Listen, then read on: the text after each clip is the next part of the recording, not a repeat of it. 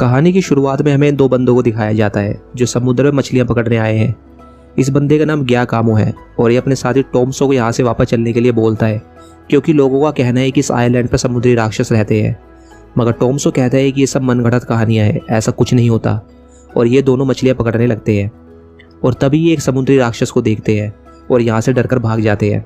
और समुद्र के नीचे हमें इस मॉन्स्टर चाइल्ड को दिखाया जाता है जिसका नाम लूका है, जो इन छोटी मछलियों के साथ खेल रहा है और यही हमारी कहानी का हीरो भी है। तभी लूका को वहाँ पे अलार्म क्लॉक दिखती है। लूका ने कभी ऐसी कोई चीज़ नहीं देखी होती। लूका घड़ी देख ही रहा होता है कि तभी उसको उसकी माँ की आवाज़ आती है। लूका अपनी माँ के पास वापस आता है और उसकी माँ उसे कहती है कि मैंने तुम्हें कितनी बार कहा है कि समुद्र के ऊपर जाने की कोशिश मत किया करो, वहाँ ज़मीनी राक्षस रहते हैं जो यहाँ हमें मारने के लिए आते हैं, इसलिए उस जगह से दूर रहो। दरअसल लूका यहाँ पर अपनी मॉम, डैड और अपनी नानी के साथ रहता है। एक दिन समुद्र में घूमते घूमते लूका की मुलाकात एल्बर्टो से होती है। ये भी एक छोटा समुद्री मॉन्स्टर है। एल्बर्टो का कुछ सामान समुद्र में गिर गया था, वो उसी को लेने यहाँ पर आया है। उसके बाद एल्बर्टो समुद्र के बाहर आ जाता है और जैसे ही वो पानी के बाहर आता है उसका रूप पूरी तरह से इंसान में बदल जाता है। लूका एल्बर्टो को उसकी छड़ी वापस करने आता है। एल्बर्टो छड़ी के साथ लूका को पानी के बाहर खींच लेता है। पानी के बाहर आते ही लूका का रूप भी इंसान का बन जाता है। लूका ये देखकर बहुत डर जाता है। दरअसल लूका पहले कभी पानी के बाहर नहीं आया और वो आसपास देखने लगता है। लूका के लिए ये एक बहुत खूबसूरत एक्सपीरियंस है, मगर उसको अपनी माँ की बात याद आती है और वो वापस पानी के अंदर चला जाता है। और रात को लूका पानी के बाहर की दुनिया के बारे में ही सोच रहा होता है। और अगले दिन लूका फिर से एल्बर्टो से मिलता है और उसके साथ पानी के बाहर आता है, मगर लूका आज तक कभी ज़मीन पर नहीं चला, इसलिए लूका को चलने में दिक्कत होती है। एल्बर्टो लूका की हेल्प करता है और लूका चलना सीख जाता है। एल्बर्टो लूका को उस जगह लेकर आता है जहाँ वो रहता है। एल्बर्टो लूका को इंसानी चीज़ें दिखाता है और तभी लूका की नज़र दीवार पर लगे इस पोस्टर पर पड़ती है जिस पर वेस्पा स्कूटर बना है। लूका इस स्कूटर को देखकर काफ़ी एक्साइटेड होता है और लूका वेस्पा को चलाने के सपने देखने लगता है। लूका एल्बर्टो को कहता है कि क्यों ना तुम भी एक स्कूटर बनाओ, तुम्हारे पास तो पुराने पार्ट्स भी हैं। एल्बर्टो लूका की हेल्प मांगता है, मगर लूका कहता है कि मुझे जाना होगा, अगर माँ को पता चल गया तो मेरी खैर नहीं। मगर लूका का जाने का बिल्कुल भी मन नहीं है। वो एल्बर्टो के साथ मिलकर एक टूटा फूटा स्कूटर बनाता है और उसके बाद लूका वहाँ से चला जाता है। इतनी देर से आने के लिए लूका की माँ पूछती है, कहाँ थे तुम? लूका कुछ कह पाए उससे पहले ही उसकी नानी लूका को बचा लेती है और कहती है, मैंने ही लूका को मशरूम लेने के लिए भेजा था, और लूका बच जाता है।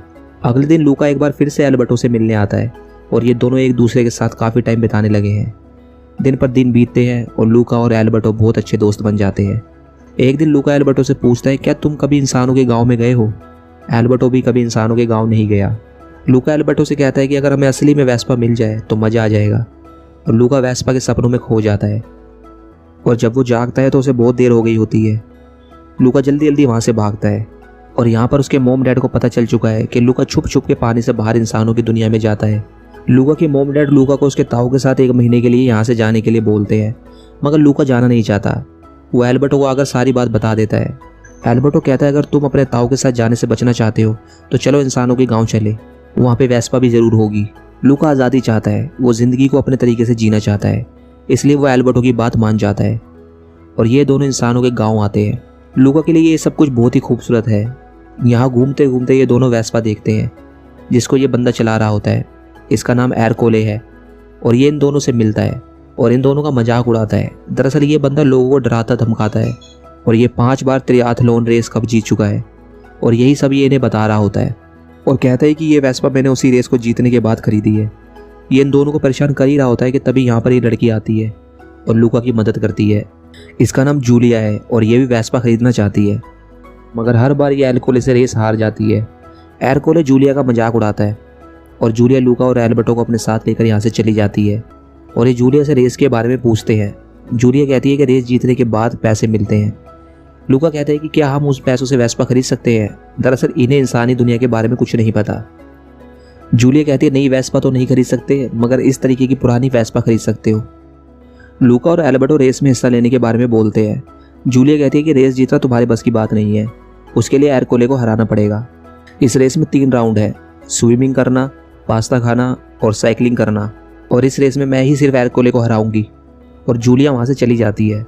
लूका कहता है, क्यों ना हम जूलिया की टीम में शामिल हो जाए और तीनों एक टीम बनाएं। और ये जूलिया को ये बात कहते हैं। जूलिया मान जाती है और जूलिया अपने डैड के घर लूका और एल्बर्टो को लेकर आती है। जूलिया के डैड समुद्र से मछलियां पकड़ने का काम करते हैं और उन्होंने अखबार में पढ़ा है कि किसी ने समुद्र में समुद्री राक्षस को देखा है और वो समुद्री राक्षस को मारना चाहते हैं। उसके बाद ये सब खाना खाने लगते हैं। जूलिया रेस में भाग लेना चाहती है मगर उसके डैड के पास एंट्री फीस के लिए पैसे नहीं है। एल्बर्टो और लूका पैसे इकट्ठा करने के लिए जूलिया के डैड के साथ मछलियां पकड़ने का काम करना चाहते हैं ताकि वो फीस भर सके। जूलिया के डैड मान जाते हैं और अगली सुबह लूका के मोम डैड भी समुद्र से बाहर आ जाते हैं लूका को ढूंढने के लिए। और यहाँ पर लूका और एल्बर्टो जूलिया के डैड के साथ मछलियां पकड़ने आए हैं और ये ढेर सारी मछलियां पकड़ने के बाद ये तीनों वापस गाँव में आते हैं और अब इनके पास रेस में भाग लेने के लिए पैसे हैं। ये अपना नाम रेस में लिखवाने के लिए इस औरत के पास आते हैं और इस साल भी एरकोले रेस में भाग ले रहा है और नाम लिखवाने के बाद ये तीनों रेस की प्रैक्टिस में लग जाते हैं। यहाँ लूका के मोम डैड लूका को ढूंढ रहे हैं मगर उन्हें अभी तक कामयाबी नहीं मिली। लूका अपने मोम डैड को पहचान लेता है और एल्बर्टो को आकर बताता है मगर एल्बर्टो कहता है वो तुम्हारे मोम डैड नहीं होंगे, तुम्हें वहम हुआ है। तभी वहाँ पर जूलिया आ जाती है। लूका की जूलिया के साथ नज़दीकियाँ बढ़ रही है जिसको देखकर एल्बर्टो को बिल्कुल भी अच्छा नहीं लग रहा। और आगे हम देखते हैं कि लूका एल्बर्टो को कहता है कि मुझे स्कूल जाना है। जूलिया कहती है कि वहाँ बहुत मज़ा आता है और वहाँ पे टेलीस्कोप भी है जिससे हम ब्रह्मांड देख सकते हैं। एल्बर्टो को ये बात बिल्कुल पसंद नहीं आती। वो कहता है कि हम दोनों रेस में इसलिए भाग ले रहे हैं ताकि हम स्कूटर ले सके और मज़े कर सके। तभी वहाँ पर एरकोले आ जाता है और इन दोनों को डरा धमकाकर वहाँ से भगा देता है। अगली सुबह रेस की प्रैक्टिस फिर शुरू होती है और यहाँ लूका के मोम डैड लूका को देख लेते हैं और उसे पहचान लेते हैं। लूका वहाँ से भाग जाता है और यहाँ एक बार फिर से एल्बर्टो और लूका की बहस शुरू हो गई है। लूका स्कूल जाना चाहता है मगर एल्बर्टो उसको समझाता है बेवकूफ़ मत बनो, मॉन्स्टर स्कूल नहीं जाते।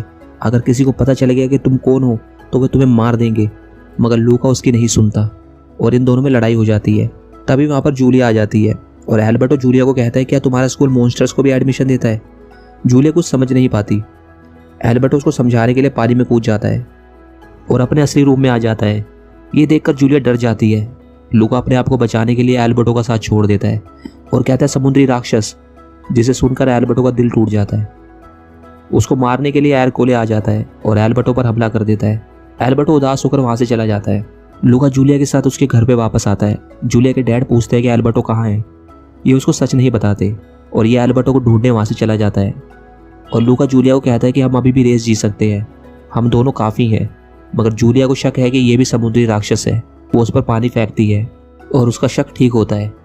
लूका अपने बारे में जूलिया को सब कुछ बताता है मगर लूका का यहाँ से जाना जरूरी है।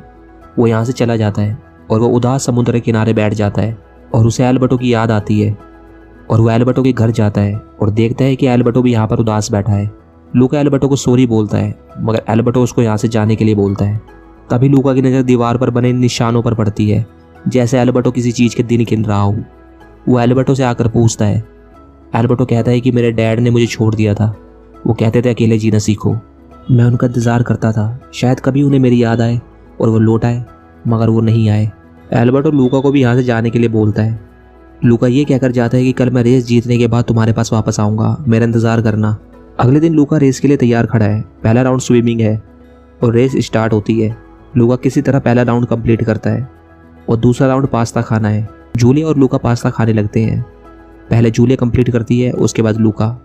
और अब लास्ट राउंड है साइकिलिंग। लूका साइकिलिंग में सबसे आगे निकल जाता है मगर तभी बारिश शुरू हो जाती है।